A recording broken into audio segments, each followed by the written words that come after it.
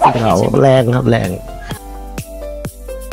สวัสดีครับผมชื่อสุพลแสงแก้วนะครับพนักงานขับรถบริษัทเจฟทางสปอร์ตแล้วก็วิ่งสายบางปูสุราษฎร์ครับผมระยะทางประมาณ 1,400 กิโลครับโดยประมาณ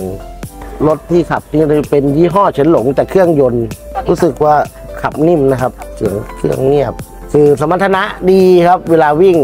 ก็แรงอยู่แต่สมูทดีขึ้นเขาก็โอเคครับขึ้นเขาแรงครับแรงเครื่องยนต์ของยี่ฉายดีมากครับ